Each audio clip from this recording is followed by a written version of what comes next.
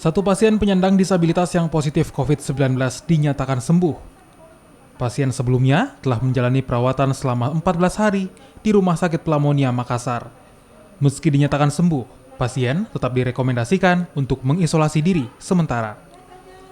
Meski sudah diperbolehkan pulang, namun jam siar harus menunda kepulangannya karena adanya penolakan warga sekitar rumah kosnya dengan alasan belum sembuh sepenuhnya.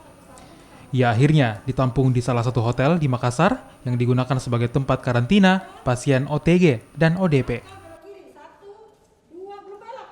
Nah begini, saya itu mau diterima di rumah kos itu kecuali saya punya penyakit hilang benar betul. Maksudnya waktu itu hari memang saya langsung mau dikasih pulangkan dari Pelamonia, tapi tidak ada yang mau terima itu saya punya kos di situ biar masyarakat di situ takut karena waktu itu memang pada dasarnya itu orang-orang di sana memang dia sudah tahu waktu saya menjemur saja, orang-orang tua di situ kayak sudah dia tahu begitu.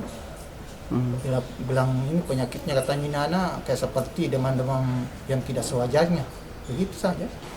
Sementara Swiss Bell ini disiapkan adalah untuk orang yang ODP, OTG, yang selama ini kita sinyalir bahwa dia tidak bisa mandiri. Sehingga untuk masuk Swiss Bell ini, karena berbagai hal, orang itu tidak bisa diisolasi secara mandiri. Mungkin karena masalah sosialnya, mungkin masalah lingkungannya, mungkin masalah ekonominya. Seperti tadi disampaikan, salah satu diantaranya adalah Pak Jangsiar tadi, dia adalah disabilitas. Dia dari lingkungannya tidak bagus, dari sisi sosialnya tidak bagus, dari ekonominya tidak bagus. Maka salah satu cara adalah kita isolasi di sini.